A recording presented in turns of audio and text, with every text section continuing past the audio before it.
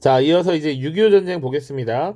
앞선 영상에서도 얘기했지만 위에 그 색칠되어 있는 부분, 연표에 해당하는 요 색칠되어 있는 부분이 지금 우리가 다루는 부분이다 라고 얘기를 했고요. 그 중에서 이제 6.25 전쟁이라는 주제를 가지고 하나 살펴볼 겁니다. 자, 그런데 이 6.25 전쟁과 관련해서 볼 것은 6.25 전쟁이 지금 발발했고 그 전쟁이 끝나는 게 이제 정전협정의 체결이에요. 당연히 1950년 6월 25일에 시작됐고 1953년 7월 27일에 정전협정이 체결됩니다. 그리고 그 결과 우리가 한미 상호방위 조약이라는 걸 체결해요. 요거까지 주로 볼 겁니다. 자, 그런데 그 중간에 지금 이런 정치적 이슈가 있더라라는 거야. 요거는 다음 시간에 다룰 텐데 미리 그래도 하나 봐두자라는 겁니다. 지금 50년부터 보면 6.25 전쟁이 있기 직전에 국회의원 선거가 있었다. 1948년 50총선거를 통해서 선출했던 국회의원이 임기가 2년이었기 때문에 국회의원 총선거를 시행했고, 자, 그리고 이때 국회의원 선거에서 이승만에 반대하는 세력들이 굉장히 많이 당선이 됩니다. 자, 그래서 이승만에 반대하는 세력이 많다는 건 어떤 문제냐면 대통령을 당시에 국회에서 선출을 했기 때문에 이승만이 다시 대통령이 되는 게 어려울 수도 있다라는 문제에 직면하게 돼요. 그래서 이 이승만 세력이 적어지고 나서 이건 안 된다. 대통령을 한 번 더 하기 위해서는 국회에 의한 간접 선거는 어렵고 직접 선거, 국민에 의한 직접 선거로 헌법을 고쳐야겠다라고 해서 헌법을 한번 고쳐요. 그게 1차 발췌 개헌입니다. 그런데 이게 6.25 전쟁 도중에 일어났다는 거야. 그 전쟁 통해서도 자신의 권력을 유지하기 위해서 이런 헌법을 고쳤다. 그리고 그 헌법을 고치기 위해서는 자신에게 반대하는 국회의원들을 국회에 오지 못하게 하는 이런 일이 발생합니다. 그것을 부산 정치 파동이라고 합니다. 자, 그래서 헌법을 고치고 그 헌법에 따라 제2대 대통령 선거를 국민에 의한 직선제로 고쳐서 다시 한번 대통령에 이승만이 당선이 되었다까지 보시면 돼요. 자, 물론 자세하게 다음 시간에 다룰 겁니다. 자, 6.25 전쟁부터. 자, 6.25 전쟁 보시면 사실은 요거 지난 영상에서 냉전 중의 열전이라고 했었죠. 우리가 냉전이라고 하는 국제 질서 속에서 사실은 정치, 경제, 외교, 군사적으로 지금 공산주의 진영과 자본주의 진영이 대립하고 있는데 직접적인 전쟁을 벌인 사례 중에 하나가 바로 이 6.25 전쟁이라고 볼 수 있습니다. 자, 이 6.25 전쟁이 왜 일어났고 어떤 과정을 거쳤고 그리고 그 결과 어떤 변화가 있었는지까지 살펴볼 거예요. 자, 6.25 전쟁의 배경 보시면 기본적으로 남한과 북한이 분단되면서 분단 이후에 38도선 부근에서 잦은 충돌이 있었습니다. 그러니까 이미 6.25 전쟁 전에 미국과 소련의 군대가 철수를 하고요. 남한과 북한 정부가 이제 딱 존재를 하고 있는 이런 상황이야. 그래서 38도선 부근에서 이미 잦은 충돌이 있었다라고 하는 것이죠. 이미 소규모의 국지전이 벌어지고 있었던 상황이었다. 충돌이 있었다. 그리고 남한 사회가 굉장히 혼란스러웠습니다. 전쟁 직전에 선거도 있었고요. 그 남한 지역에 남아 있었던 공산주의자들이 이제 빨치산이라서 지리산 주변에서 빨치산 활동, 유격대 활동을 벌이면서 혼란스러움이 조금 남아 있었다. 자, 그리고 북한은 사실은 전쟁을 통한 이 남한 적화 통일을 목표로 설정하고 이미 소련으로부터 지원을 받고 중국의 참전 약속을 받는 이런 모습을 가지고 있었다라는 겁니다.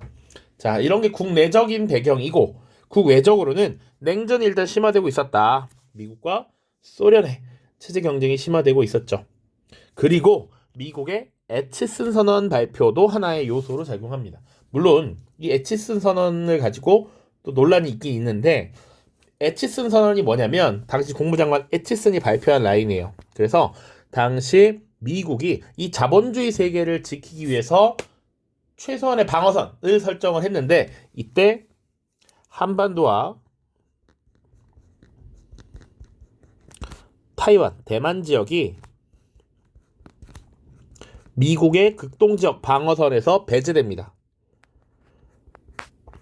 여기는 우리가 지킬 마지노선이 아니야 라고 이야기가 된 거야. 그러니까 사실은 만약에 한반도에서 공산주의 세력의 침략이 있었을 때 미국이 지원해 줄 것이냐에 대한 의문이 있다라는 것이죠. 물론 이 에치슨 선언과 관계없이 북한이 전쟁을 준비하고 있었습니다. 그것도 사실이다. 자, 그래서 어쨌거나 이런 배경들이 있었고 결국 북한군의 남침으로 지금 6.25 전쟁이 시작이 됩니다. 6월 25일이었고요. 사실 이 당시에 공교롭게도 당시 한국 국군이 대규모로 휴가를 보냈습니다. 하필 그때 북한의 기습 남침이 있었고 결국 서울은 3일 만에 수도 서울이 빼앗기게 돼요. 자, 심지어는 국군이 낙동강 유역까지 지금 후퇴하게 되었다. 자, 이런 북한의 기습 남침을 유엔에서는 이 침략 행위로 규정하고 이 대한민국을 수호하기 위한 이런 움직임에 나서기 시작해요. 그래서 유엔에서는 군대를 직접 파견하기로 합니다. 그래서 실제로 16개국의 전투병이 참여되고요. 더 많은 국가들이 이제 비전투 병과로도 이제 지원을 해주기 시작합니다. 자, 그래서 유엔군이 참전하면서 이 낙동강 유역까지 밀려 있었던 이 전선을 회복하려는 움직임이 나타납니다. 그 대표적인 그 반격에 나선 것이 바로 인천 상륙작전이라고 볼 수 있어요. 자, 인천 상륙작전. 자, 밑에 지도 잠깐 보시면, 자, 전개 과정이야.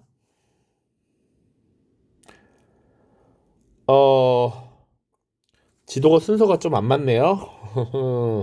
요게 1번이 될 것 같고요. 요게 2번. 요게 3번. 요게 4번입니다. 자, 1번 잘 보시면 북한의 기습 남침에 의해서 쭉쭉쭉 밀려서 낙동강 전선까지 이렇게 밀렸던 것이 첫 번째이고요. 그리고 국군과 유엔군이 인천 상륙작전을 9월 15일에 벌이면서 사실상 이 지역을 회복하고 요렇게 진출했다라고 보시면 됩니다. 그래서 지금 서울 지역을 수복한 것이 9월 28일의 일이었다. 자, 그러다가 이 38도선을 다시 넘어간 것이 10월 1일이에요. 그래서 여기 위에도 일부러 지도를 그려놨는데, 자, 이 38도선을 기준으로 나뉘어 있었죠. 자, 이 38도선을 넘어서 우리가 반격에 나선 게 10월 1일이었고 이 날을 기념하기 위해서 국군의 날이라고 지정을 해놓은 것입니다. 자, 그래서 9월 28일에 서울을 수복하고 심지어 압록강 유역까지 쭉쭉쭉 진출하였다라는 것이죠.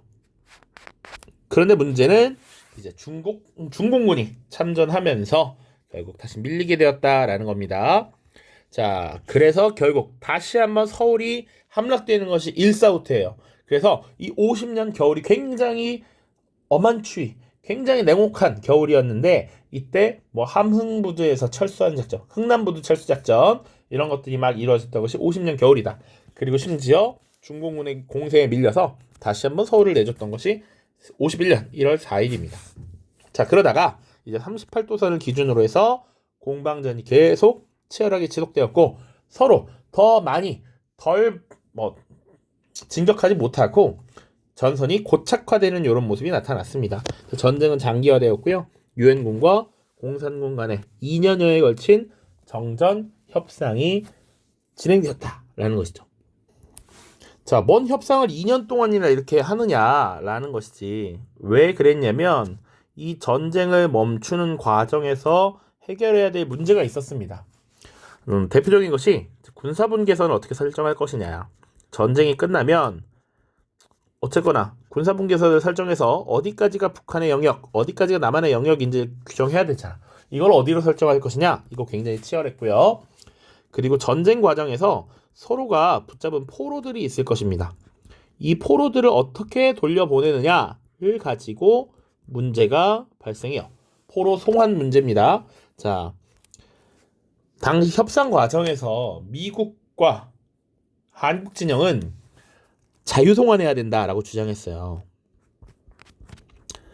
포로들이 원하는 체제를 선택하게 할 수 있어야 한다라는 것. 그리고 소련과 중국, 북한은 자동송환, 원래 있었던 진영으로 그냥 자동으로 보내야 한다라고 주장을 했습니다. 이것과 관련해서 의견이 많이 달랐다. 자, 그런데 이 정전협상 자체를 당시 대한민국의 대통령이었던 이승만은 굉장히 반대했습니다. 안 된다. 전쟁 난 김에 끝장 봐야 된다. 북진 통일해야 된다라고 주장했어요.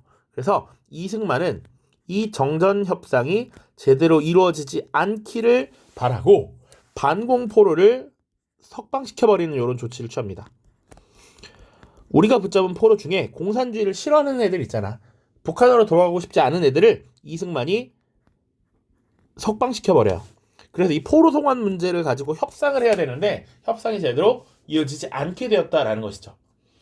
이승만은 끝까지 북진 통일을 주장하고 정전협정을 원래 반대했던 그런 입장이었다 정도도 같이 알고 계시면 좋겠습니다. 자, 그럼에도 불구하고 어쨌거나 이 전쟁이 지속되는 것을 막자라는 이해관계가 맞아떨어지면서 1953년 7월 27일 정전협정이라고 하는 것이 체결이 됩니다. 자, 그래서 약 3년 1개월간의 지속적인 전쟁이 막을 내리게 되었다. 자, 그래서 결과 보시면요. 당연히 전쟁이 오랜 기간 지속되었기 때문에 인적, 물적 피해가 발생했습니다. 다수의 군인, 민간인들이 죽어나갔고요. 그리고 이산 가족들이 생겨났죠. 그리고 전쟁과 문제도 빼놓을 수 없습니다. 자, 그리고 이념 대립이 굉장히 심화됩니다. 남북 간의 적대감 커질 수밖에 없죠. 남한 사회에서 그래서 반공 이렇게 하는 이념들이 굉장히 앞선 주제로서 등장을 하게 됩니다. 자, 뿐만 아니라 남한에서는 어떤 결과가 있었느냐? 미국과의 동맹이 강화됩니다. 자, 당시 대통령이었던 이승만은 끝까지 북진 통일을 원래 주도했단 말이야. 주장했어요.